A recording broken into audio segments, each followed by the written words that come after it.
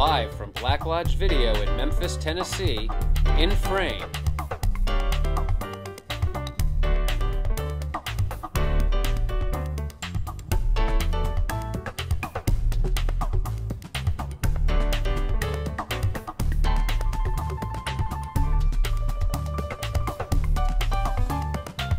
And your hosts, J. Lazarus Hawk and Jamie Hall.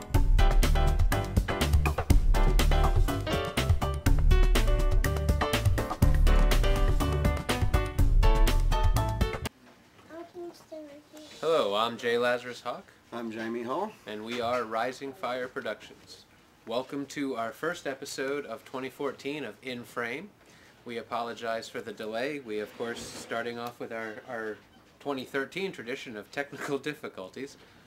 We are running a little bit late, but we're here with you now.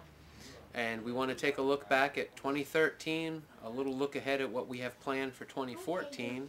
And, of course, we would also want to say a very heartfelt goodbye to local actor John Still, who passed away, I believe, just about a week ago, from cancer-related complications. And many of us in the acting and film community know John from the work of Craig Brewer, predominantly. From Black Snake Moan. Black Snake Moan. He was up in Booth B. I was going to say he was, of course, in Poor and Hungry, as well as what I think is one of Craig's finer stories, the Cleanup in Booth B short, which was one of his early productions. And he also starred in Live Animals as well. Yes, and numerous other things that John was a part of, and many people that he has worked with. They gathered together several weeks ago and all put together a goodbye, because this was known to be coming, and they all had a chance to say their goodbyes and say some good things about John and having worked with him in the experience. And I never had the opportunity to actually share a distinct scene with John. I've done one or two little, get in front of a class and do a read with him, but I've never actually been in a scene with him. But I was in Poor and Hungry, which he was a part of, and then numerous things along the way where our paths would cross and we'd have an opportunity to do things. And I know that John will be missed by many people in the community, and I'm sure that Craig, of course, feels quite a loss, because they have a good long track record together. John was a great guy. He was always a person that he was willing to meet and talk with anybody, and he never met a stranger. This is true. He was a person that you could talk to, and I always wanted to work with him. He was excited about some of the things that we were doing and wanted to be a part of. There were actually one of my short film projects, Hymn of Absent Samaritans, which I've tried to schedule a couple of different times, but because I do need the winter weather, Memphis is hard to get real snow, so it's been delayed. John was actually on board to play my lead character in that when the time came, so that's just one opportunity that I won't have. He's a great guy. He will definitely be missed by everybody in the film community, from the novice to the professional. He was always good about giving advice to people and asking if he could help do anything. He's just I've known him for about 2.5 years now, and he was always a great person. He was also, and I've heard this from a number of different people, but he was one of those people that when you're in a scene with him, he makes you better. Just because he brings an authenticity to his performance and intensity to his performance that drew other people into it, and that really brought the best out of them in many cases. And as you said, he was very quick to offer up advice from his experiences, and never meaning it as any kind of a judgment, but honestly trying to help make them better. Yeah. So, John Still, you will be missed. We are sad to see you go. Absolutely. Also in 2013, we lost H.G. Ray, which of course we did a show with H.G.'s memorial. There were numerous plans that we had with H.G. He was in the process of doing some special effects work for Grimjack. the Grimjack projects, which may or may not see light of day at this point. That project alone has been plagued by numerous deaths and other complications, from Little D, diesel trucks, to HG and Brian, who helped me with the costume and all of that. So it was a very hard year at the tail end, especially both professionally and in our personal lives. I lost my father, and you've had numerous moves that you've had to do. So 2013 really it went out really difficult. And there were a lot of good things that we never really got a chance to celebrate and really acknowledge as we went out of the year and through the holidays. Everything from Sam Baer's achievements with his film, Christian Walker getting his first directed short film out there and moving on to New Orleans to have further success, Keith Goff doing the body double work in Quarry, leading to other work for him. Numerous things that have happened to many of the people in our local level community that really deserve to be acknowledged and celebrated, that we were unfortunately unable to really cover the way we would want to. So I'd like to congratulate all of those people. You know, Dan Baker won at least 1 or 2 awards with Avarice, and I guess I should acknowledge Rachel as well. Yeah, Rachel and Dan. For directing the project. Just many things that really kind of boosted my spirits to see them happening in our community as I was going through some personal difficulties.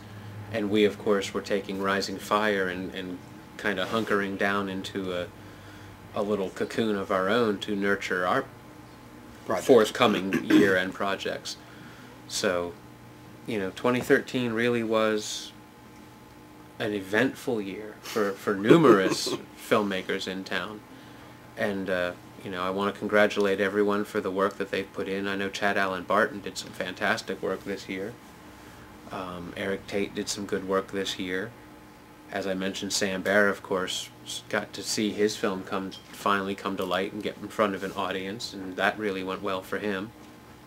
So, as we look forward into 2014, I think that a lot of us have a lot of good momentum to play off of. And looking forward, the number one thing on our slate, and the one thing everybody keeps asking us about, and of course the one thing we can say the least about, we could say a little bit, would be Nature of the Beast, which has been an ongoing beast, aptly named, that's gone through a number of different incarnations. We are, of course, near the tail end of reworking the script to tighten up a lot of things, to get a story flow that we're more comfortable with. And we have been in contact with numerous actors. We've got a few people that are definitely on board, a few people that are probably on board, a few names people might know, a few names people definitely would know. Some few people that some people would laugh about. Some people will find very amusing. We found amusing. Yeah. But the process of building a project like this is enormous. And we had to take all of the momentum, all of the work, everything we had put into it in the previous year and a half, and set it all aside and look at how are we honestly going to put this production together. And, you know, then we of course brought in Daniel, and he gave us some guidance towards the production, and he's taken on the role of producer. He's got one of our own local actors and a gentleman that's worked with us, Alex Mazar, is working with Daniel as an associate producer now. And they have been doing an enormous amount of work to try and set us up to really do this proper and come forward. And, you know, I believe we have a press release that's due to come out. Do we know when that's coming out, Alex? No, no. Not yet? Okay. We do have a press release getting ready to take place. I don't know exactly when we're going to be releasing the press release. There's some things that are going to change within the press release. Right. The script is, like you said, the script is being, I almost want to say, almost a complete rewrite. Yeah, well, it is a complete rewrite. It's taking on different language. It's tightening up pacing. The story is the same is story. still there, but there's a lot of things that are there's a lot of things changing within the story, and it's for the better. It's a lot of it. It's adding more meat to the script. A lot of the actors and actresses that are going to be in this film are getting a lot more range from what they were before. Yes. So. I think we see a little bit more depth in some of the characters. We do, and we added some things to it to make the story a lot more interesting, to make it a lot better, to where people are going to want to see what happens next. We are able to say a few things about nature. Beginning in April, we will be launching our campaign for our Kickstarter program to get ready to try to get some of the beginning stages of funding for things like production offices, production assistants, office staff, right. Some of the things that we really need right now. I know there's marketing and promotional materials. Marketing and promotional materials. We've been talking to a lot of the local artists, trying to get a lot of the local people that are involved in the art world, as far as sculptors and painters, photographers, and musicians and everything like that, to get on board with some of the stuff. I've talked to a lot of people. Daniel's talked to a lot of people. Alex has too.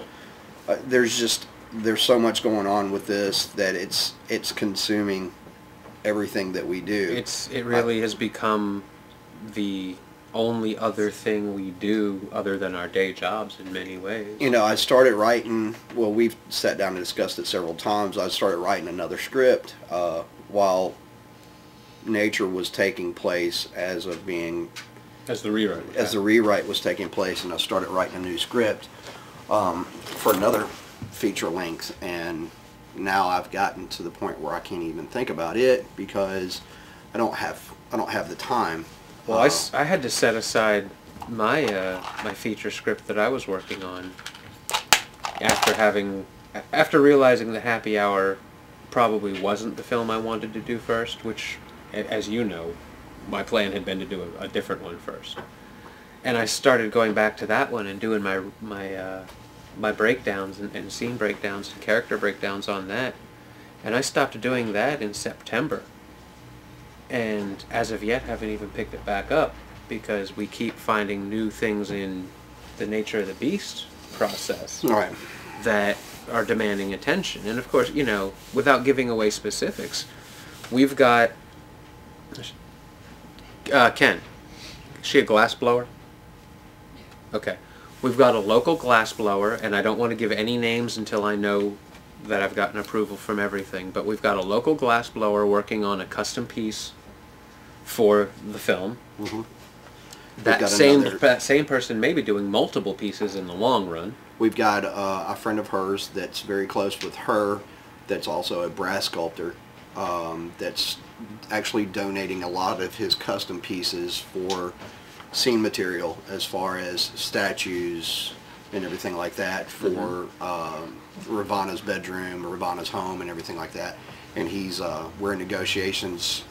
Started talking to him yesterday about he's going to be doing a lot of foam sculptures for a lot of gargoyles and stuff like that for the club scene. The club scene. We've sat down and talked a little bit about what I'm envisioning for the gargoyles and everything for the golf club, and I've been talking to Ed Harris, not the actor Ed Harris, but a local musician. About some of the music that we're going to be using for the film. He's also going to help us locate some of the musicians that we're looking for the band that will be in The Nature of the Beast. We've talked production as far as the EP that we want to release for the Firehawk band that's within the film. And you know, that's, again, I don't want to say too much because we do still have a lot up in the air, and we don't know exactly how everything is going to pull together, what order things will happen, or the viability of everything, because, you know, as many of us know, especially in the range of distribution and all that, everything changes so rapidly. But right now we are looking at recording original music, we are looking at licensing material, we are looking at making use of local musicians, all encompassed into one project to where they're all getting exposure through the same markets. In addition to that, we're looking at creating a separate live music DVD, a separate music, actual music recording. We have a band that will have a life of its own that will spin out of the project. We're doing a lot. I had to stop the past couple of months, but I've been doing a lot of different graphic work and design work for the club and the band and the different things like that. So there's a ton of stuff that is coming together for this, and as soon as we do get the momentum started, as soon as we launch our initial release, we will be looking at pulling in as many different local artists and local musicians to try and bring something to them. Give them an opportunity to show up and put their work out there to where it can be seen. Well, there's so many things going on with this film. We're bringing so many people from the outside world, from out of Memphis, from people from Los Angeles, people from New Orleans, people from Atlanta, that have worked on a larger range sets and productions before. That everything kind of gets, everything gets super big, super fast, and you've got so many things going from the left to the right, up and down, sideways. You're going from one place to another, looking at locations and everything for this film, and like you said earlier, people stop me all the time and ask me how's the things going, because we haven't put anything out, in a couple of months about the film. I think the last time we'd said anything about nature is when we introduced Roxy Van Diver as our leading lady. Since then, I've talked to several different actors and actresses about taking other roles, and it's people I'd never in my life thought I would talk to. I have to admit, learning to not... I think one of the problems that I myself had over the many years I've been trying to do this in town here is that I started to become intimidated by the need of money. You have to watch what you write because it has to be something you're capable of filming, because you don't have the thousands and $1 million budgets and things like that. And there's a certain freedom when you have someone explain to you why you can get away with it. Just lose that fear. Write your story. Tell your tale. Do it right. Take a good strategy and marketing ploy and put it out there properly. And you can create the buzz, you can create the attention, you can show people why they should back the story. Well, and I think that's where we are. There's a lot of things that as you read it, like you said to me the other day when we were doing script review, cha-ching, cha-ching, cha-ching, you just kept seeing things that raised their budget. But look at how we've done things for the years now. We need this piece of glass, custom blown. Custom blown glass is not cheap. We reached out to a local artist. That local artist is working with us, and it's making it something viable for us to do. So there are ways that we can cut our costs, and by not getting intimidated, I think we've shown... Look at the list of names that have come across our plate. It's shown that we don't have to be scared. If we do the right not only thing, do we not have to be scared, but it also shows us, and it shows everybody out there, it shows everybody in this town that it can be done if you've got a good enough piece written on paper, and the story's interesting and the story's right for the people that you're looking for, then they will jump on to the bandwagon. Roxy has been a godsend to us as far as coming on and being the Ravana role, but this girl, she's one of the best people I've ever talked to. She knows so many people. She knows actors, actresses, producers, directors. And she's not scared to reach out. She's not, and she reached out a couple weeks ago and said, "Hey, I got this one person that is really interested in this story." And I told him that I was going to be the leading lady in the film, and he wants to talk to you. And I'm like, okay, who is it? And she dropped the name. I'm not going to say anything to anybody because now as we've gone in and we found a lot of things about what we're doing, it's not good to drop a name unless you got the paperwork until that it's backed. It's so, but and I was like, no, I'll never, this person will never call me, and 2 days later I get this text message going, hey, I hope you're free at this time because this person wants to talk to you. And it's like, this person wants to talk to me. I said, I'm just this nobody from Tennessee. I live in Memphis and I'm a Memphis filmmaker. Why would this person want to talk to me? But they did. They did. They was excited about the project. They and several other people have become very excited about this project. Yes, they have. And we are looking at being able to do something we never thought we'd be doing. Yeah.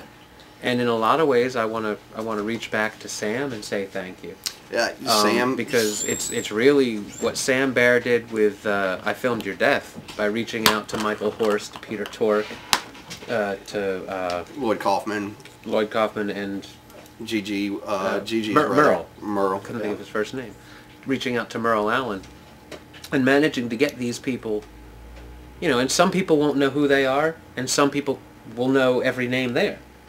But to be able to pull in names and faces that someone out there will recognize, to build your audience around that was kind of genius, and it really inspired you.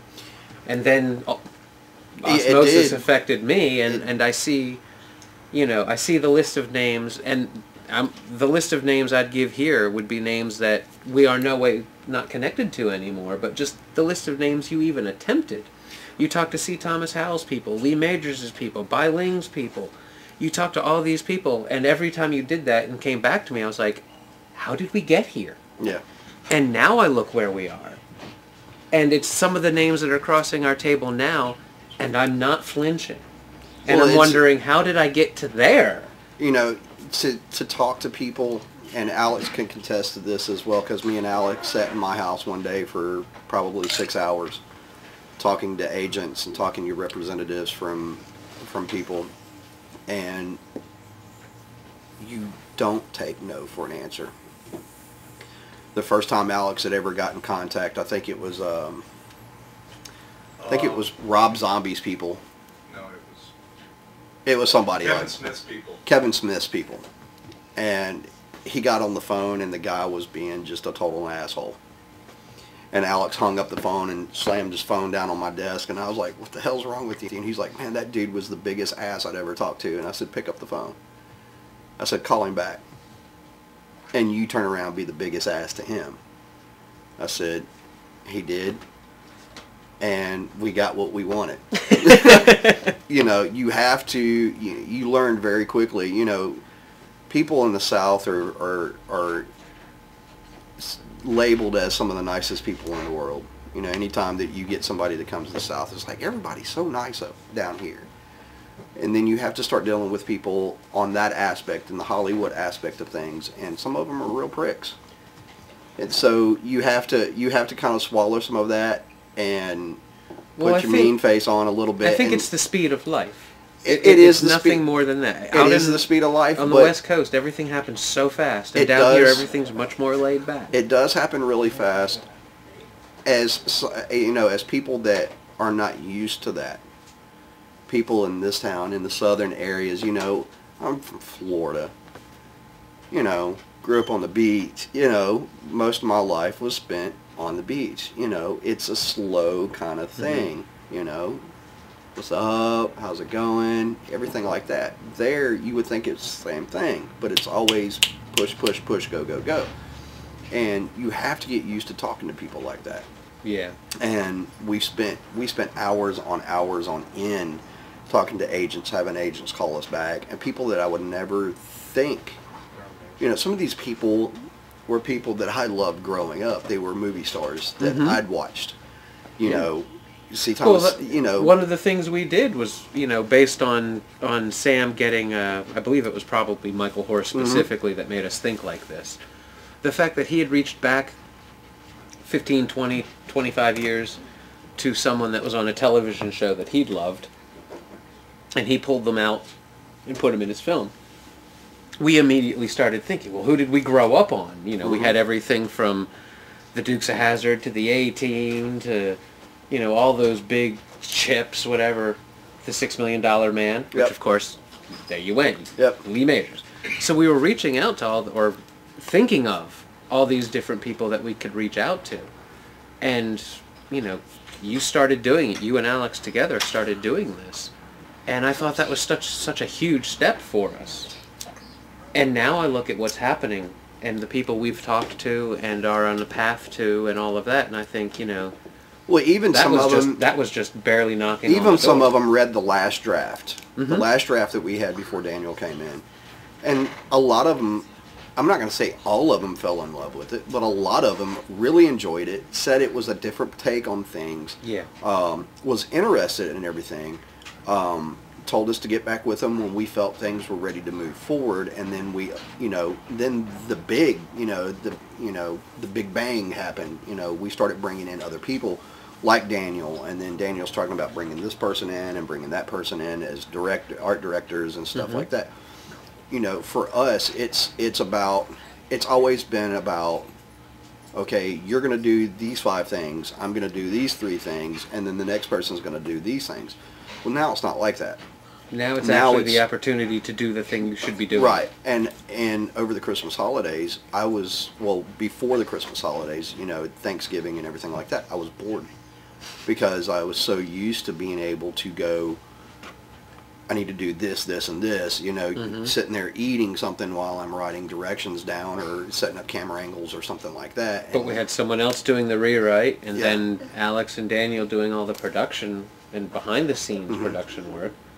There really wasn't anything for you to do at that No, point, and other than I mean, you did have some conferences with Roxy, and I did, you know, I believe you spoke with Wayne once or twice. talking to the actors and actresses and getting ready to, you know, and then going, okay, we're actually going, what about this person? And I'm like, what? No, there'd never be a person, you know, this person would never want to do that. And she's like, bullshit. This person would love to do this because it is a story that's well worth doing and they would be interested in it. And I was like, okay, whatever. And then, like I said, get a phone call from, you know, a couple of these people. It makes it is truly a dream coming true. It really is. It is an opportunity to play in a much different field. It is, and that's nerve-wracking for me as well. But at the same time, you're going to be in a position where you're going to be surrounded by people who have a task to do to help you achieve the task you have to do. And you aren't going to be your own first AD, your own cameraman, your own lighting guy, your own this, that, or the other. You're going to actually be given the opportunity to focus on the things you need to be focusing on. And that will, I think, probably show in the daily process. Well, you know, I've done so many different things before. Cold-Blooded was one of the only things that ever seen the light of day. And nobody really knows the potential that I have and the drive, except for, you know, you and the other people that are close to us. People don't see that within me. And, you know, it's a stigma. Introducing my son. People don't get to see the creativity that I have in this fucked up noggin of mine, I guess you can say. But it's something that I'm really, you know, I'm excited about. Yes, there is the nervousness from it, from having to deal with some of these bigger names, you know. But everybody starts somewhere. Everybody starts somewhere, and once it comes time to get down and do it, when it comes time for me to go action, people are going to see a lot of difference in me because it's time to work. It's time to get things done. I'm not going to be this tyrant. You've seen how I've worked before. We've been business partners for damn near 3 years now, and you know, I pride myself on having a fun time. I want to get things done. You do manage to keep it fun, but you keep it on a schedule and you keep it moving. And I think everything you've done up to now proves that you are ready for this by any stretch of the imagination. It's going to be a great opportunity for a lot of people here in Memphis, and that's one of the things that I've really wanted to focus on. The first time that I met, you know, one of the first times that me and you ever got a chance to work together, I said I want to bring people back here. Well, our original intention with the film was to be exclusively Memphis-based. But we faced difficulty with certain aspects of content. You know, they're more mature. And there were a lot of nervous actresses, not sure that they were ready for that. And I fully get that. No judgment meant by any means. Yeah, I never wanted to pressure anybody. But we weren't trying to make a Memphis movie. We were trying to make a movie made in Memphis. Yeah. And when you look at it that way, you have to think of movies made anywhere else, which is the wider market of films. We're trying to make a movie that, given opportunity, would be able to compete with any of the films being put out by Hollywood as far as the kind of story, the kind of content, the caliber of actors, the quality of the final post-production, the whole look of the film, all of that. This film is going to be unlike anything else that we have ever produced under our banner, whether that's stuff I've done prior to meeting you, whether that's Morning Ritual, whether that's Cold-Blooded. This will have a completely different level because everything else was practiced for this kind of thing. And, you know, I know what your goals are. I've talked to you about some of the ideas you have for this. I knew on the front end that this story was meant for you. I came up with the idea. I wrote the original drafts with my brother. I let my brother do the consecutive drafts on his own because he's a stronger writer. But I never intended to make this film. This was a film going somewhere. It had actually was being paid to write it for someone else originally. But when all things reverted back to me and ownership is mine, it's a solid story. And even the early draft I gave you, which I told you don't even consider filming, it has to be rewritten at least once. Even that draft had enough people saying they liked the story. And at that point it was flat and disjointed. The rewrite kind of brought it tighter, but it still lacked a little something. We hadn't really gone in there and breathed strong life into everything. So it was still lacking. And on that alone, we attracted Wayne, we attracted Roxy, we attracted Debbie D, we attracted all these different people's interest because they saw the potential in that story. Daniel came on board as producer because he saw the potential in the story. He also saw and pointed out, rightly so, the various flaws and things that needed fixing in the script and somewhat in the story content itself, but mostly just the script structure. And he has helped guide that rewrite into a script that we have now been able to read Act 1 of and are very happy with the way it's turning out. And I know our actors will be happy. Yeah, everybody's excited. You know, the actors are all excited about getting everything back in order again and getting ready to start, you know, getting more to the negotiations of things and getting ready for... I do have to say that I apologize to all the people that worked really, really hard with us on the trailer. Unfortunately, the trailer that we spent a lot of time with Rachel Eamon and the people from Spectrum, Sinister, and all the people that came out and worked very hard on the trailer. I want to apologize. I also want to say thank you again, but you know, it's come down. It's become such a bigger entity. This film has that we are having to go in different directions now with the trailer. With actually any and all promotion and marketing, yeah, going I mean through a that's different what so channel. that's a lot of things that are weird to me and everything that we work. And it's actually a lot of the reason we've been silent. Yeah, is because we've had to go back and look and re-strategize and actually learn. Yeah. The right way to well, there's two ways. There's the way that they do things out in Hollywood, and then there's the independent way. And then there's the Memphis independent way. And now there's our way. Yeah, and you know, you learn so much. You know, you jump into this going, I want to film something. I want to be a director. I want to be a writer. I want to be a producer, etc., etc., etc. And then you do it. And you learn something, or you learn 15 things from that 10 minutes of being if and you're starting worth half to do your something. salt, you do. You learn so much, and then you know, I learned so much on Cold Blooded. I learned so much on the first time that I started doing Afterlife, which if anybody asks me about Afterlife again, I'm going to scream. We'll get to that soon. I actually think we should take a break here. Okay. Let's go ahead and take a look at Sam Baer's I Filmed Your Death, because I think that thematically that would be the appropriate thing. He really inspired us to look at everything a whole different way, and that has changed our game. So personal thanks to Sam Baer for that, and I know always a debt of gratitude to Sam Baer and all of his folks that work with him over there. All right, so we're going to take a look at I Filmed Your Death. We'll be right back after this. Hey, Trash.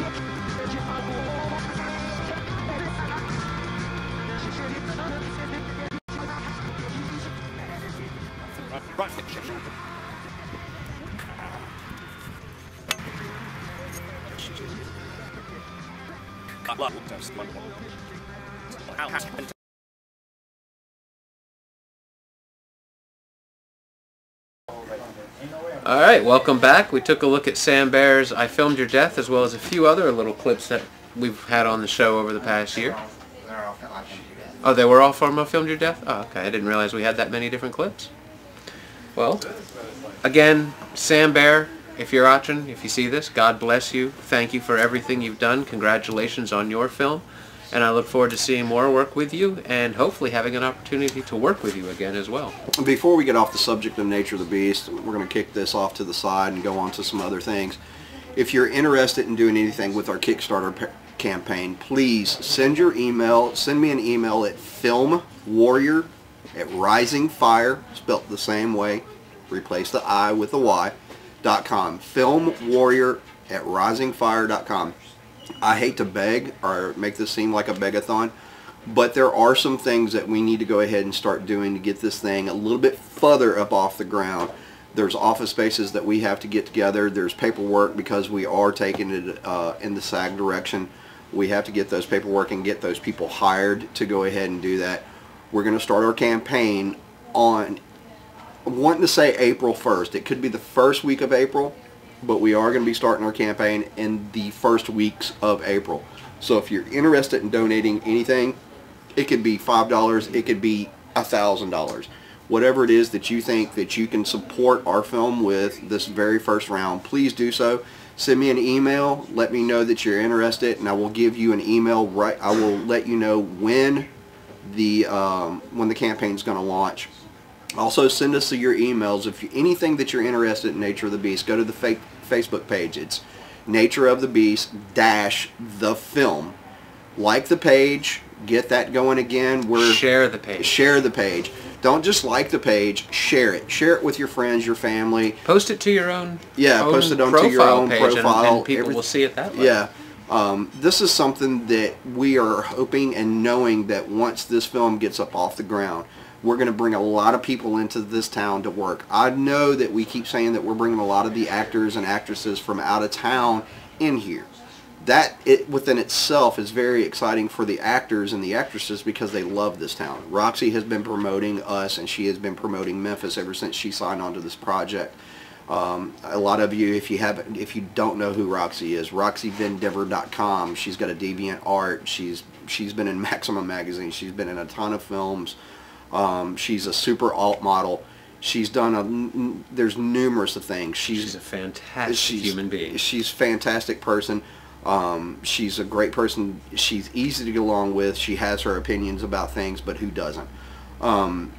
So anything and everything, we would love to have just emails of people that are interested, that want to get information about the film, because we have John Sweeney, who is our media manager now, that's taken over our Facebook page, our LinkedIn, Twitter, Tumblr, any kind of social media he's taken care of, and I will get all the emails to him and all the stuff that you guys have. If you have Twitter, LinkedIn, Snapchat, whatever it is, I'll get that over there so you can get weekly, daily, any kind of updates about the film coming out.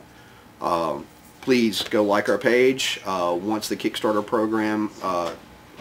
campaign gets launched, please, anything that you can donate would be loved by all of us. And there will be newsletters and there will be blogs and things like that for regular information. So if you're interested in getting all that, again, we need the email address for all the information to be funneled through. Support Rising Fire, support us wanting to get this film done, because we truly want to put Memphis artists, Memphis people working on this project. We want to bring in people that are doing art, that are doing music, that are doing anything. I mean, people that can be grips and crane operators, camera operators, anything to that nature. We want to have you guys on this set. We want you to be able to get a paycheck every week, because this is going to be anywhere from a 32 to 40-day shoot. Straight through. It's not going to be one of these things where it's every other weekend or anything like that. It's going to be an actual film set, call times, go home, get some rest. Well, you guys will. I won't be able to. We won't. We won't be able to. But we really want Memphis to get involved in this. This is something, this film is something different for the Memphis area. It's not your typical Memphis film. But we want you guys to be a part of it. And with these people that you are bringing in, and with the additional people that at this point looks actually kind of likely that will be coming in, there are going to be people that it's just going to be advantageous to have the opportunity to network with, to meet, to spend some time on a set with. And, you know, you never know what that can lead to, as we have discovered a number of different It's times. going to be a lot of hard work, but it's going to be a lot of fun, and it's going to bring a lot of people together, far and wide. I mean, people coming from different parts of the United States come in here and work on this. Absolutely. And I want to. It's always been my goal. Like I was telling you, like I was saying earlier, it's always been my goal to be able to have as many people that we know that can work on a set with us, that knows what they're doing. I would always want to have them here. Want them getting a paycheck. And getting a paycheck. That's something that's very important to me. Memphis doesn't support its own art community as much, so it's left up to us as the artists to support it. As well as each other. Yes, and that's what I'm wanting to do with this film and any other film that we do, whether it's something that we direct together or something that we direct separately or anything like that. We want to be able to bring that to this town, and if it's not like that, people are going to keep leaving and going away. Now, Nature of the Beast is not the only thing. Now, it is, of course, massive. It's taking up much of our time, and it will be our primary focus, especially for you, over the course of this next year, as we go into the campaign, the fundraising, the reaching out to investors, dealing with table reads and schedules, and being across state barriers and things like that. As you try to get all that put together, we will also be reaching out to do music videos and things like that with a number of different people that we've already spoken to. We are negotiating with a network that is in 16 markets, something like that, across the South, the Mid-South, and outside of the Mid-South region, I believe. We're negotiating a hip-hop oriented talk show. They have a target demographic that they're trying to reach, and this is a type of show that they really, really want. And we, of course, have contact with numerous musicians and people in town, producers and marketers and promoters and things like that. And we had the opportunity to put together an idea which was pitched by a producer for us to this network, and it looks as though we will be producing a talk show based around hip-hop music across the Mid-South region. So that could be exciting, and it would be nice to have a local production that's getting airtime outside of our own city. So that'll be nice to see. And then as we kind of slowly work into Nature of the Beast and trying to get as many different people an opportunity to be a part of it as we can, one of the little pet projects I've had, and we've discussed a number of times, is an anthology series. And I kind of want to make it a communal project where we can gather up a number of filmmakers, a number of writers, a number of cameramen, things like that, put together a couple of different teams, possibly cross-pollinate teams, get people to work with people they've not worked with. You know, I've done most of my work with Ken, so maybe it'd be kind of neat if I can work with Ryan Parker or even Ryan Nichols, or you know, something like that. Somebody I'm not used to working with, and see what kind of different chemistry we build. And the idea is to create a anthology series similar to Twilight Zone, naturally, where all of us have an opportunity to work together to build something that can bring attention to all of us, setting aside all egos, putting the project name, the project banner ahead of all of us, and really trying to create something special where we can integrate all of our different creative styles and creative ideas and really show the audience outside of Memphis the eclectic visions that we can collect here within our city. We're we've talked about this several different times, and it's something that both of us have wanted to accomplish. And at first it was going to be, you know, typically me and you doing separate, different things, whether it be something I write and you film or vice Right. versa. But we would love to have, you know, I've talked to Chris McCoy, who has been on the show a couple of times before, and wanted to get him to write something. Yep. And you know, have somebody, you know, like an Arnold Edwards or, you know, somebody like that to come in and direct it. Somebody that has a different perspective, you know, take a script and read it and go, okay, I can do this. A different set of eyes. Yeah, on than just, concept. okay, Chris writing something or you writing something and going, okay, this is the way I want to do it. Yeah. And make a series out of it. And kind of what I want to do is get maybe 12 to 20 scripts and whittle through them and choose the best, say maybe 8, and then pick who's going to direct, who's going to shoot, what kind of cast are we going to put together, and actually let all these things go into production, you know, somewhat independent of each other almost, Right. under that one banner. And I think it would be a great thing because there's a lot of episodic kind of things that are people are really interested in on YouTube, you know, Vimeo and everything like that, or Vimeo, however the hell you pronounce it. That, you know, I love episodic kind of things. What's coming next? You know, like you said, Twilight Zone, the Alfred Hitchcock Hour, Creep Show. You know, even though Creep Show was more of a movie there was based, so many of them. You but had there Tales was of the Dark yeah, Side. but they were all kind of episodic, and I think it would be fun for people here in town to be able to do that and kind of, you know, almost have it as a lottery. You know, you kind of have a writer director, you put a bunch of names in a hat and pick and see who does what. You know, nobody really having any kind of control over anything. Well, the reason I announce it like I do is because we haven't really sat down and hashed out specifics.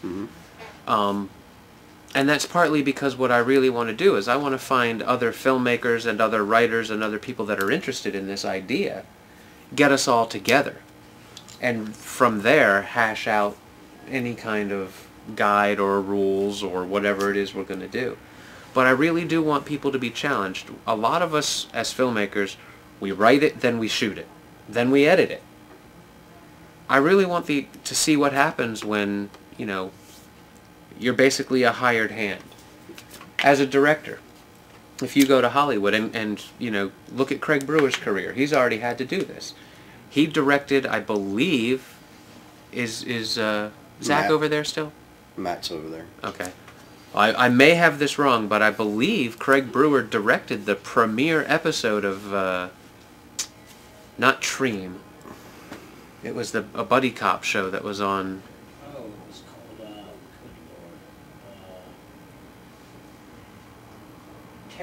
Terriers. That was it, Terriers. He directed the premiere episode of Terriers. He didn't write it. It wasn't his concept. It wasn't his idea. It wasn't his story. But he got hired to write or to direct that story. And I would like to see you, myself, and other directors in town kind of have the experience where you've been hired as a director. This is what you're shooting. Now, we might have to give directors certain more freedom than they might get at a network television show.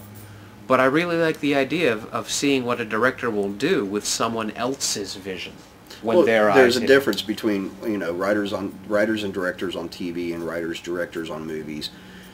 On television, the writer kind of has more of the hand than the director does. Exactly. You know, he's more of the boss than the director is.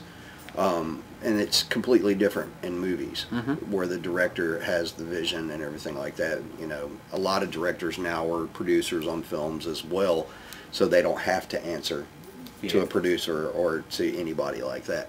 And it would be fun to be able to see other people, you know, because I know when I write something, I'm close to it. Absolutely. I believe one of the problems we were having with nature is that both of us had gotten so close to it, we weren't seeing things. And as you know, you get really close to a story, you envision a lot of things the way that you would want to see them and the way that you would want to direct it. But as a writer as somebody that is a writer and not a director, not a cameraman or a producer or anything like that, to be able to do that is not a big deal, because that's what they want to do. They want to be a writer. But as a person that is a director / writer, becomes very close and personal to those things. It becomes almost like a child to them. Very much so. And to be able to give that over to somebody and go, there you go. It's all a part of what you see. You're right. The television and film thing being so completely different, because part of the reason is scheduling. You know, you're filming 22 episodes in a year. You've got one being written, one being rehearsed, one being filmed, one in editing, and one airing. And sometimes that can be more than or in various stages depending on the type of show it is. But you've got all these things happening simultaneously. When you're filming on that kind of a schedule, you don't get take 13. Very, very rare does television get a third take. Hell, there's some shows don't even really give second takes very often. And you can sometimes see it. Watch sitcoms. In sitcoms, you're going to see actors start to laugh. You're going to see boom microphones hit the top of the screen. You're going to see all these things happen, and you think, you know, they're spending thousands of dollars. Don't you think they could avoid that? The truth of the matter is, they are moving at breakneck pace to produce that show, that sometimes little things like that, they have to let them go. Now, we're seeing a paradigm shift. A lot of your big-name filmmakers and a lot of your big-name film actors are going to television.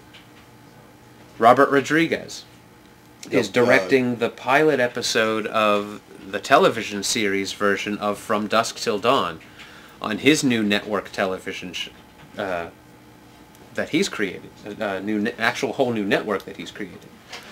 Guillermo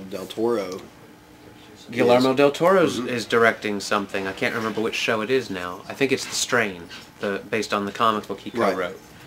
M. Night Shyamalan is directing the pilot episode of a TV show they're calling a Twin Peaks-like show, called American Pines, I think, or something like that. Well, let's hope that goes on. But what we're seeing is we're seeing a lot of directors show up that have name, and they're given an opportunity to actually bring vision to television.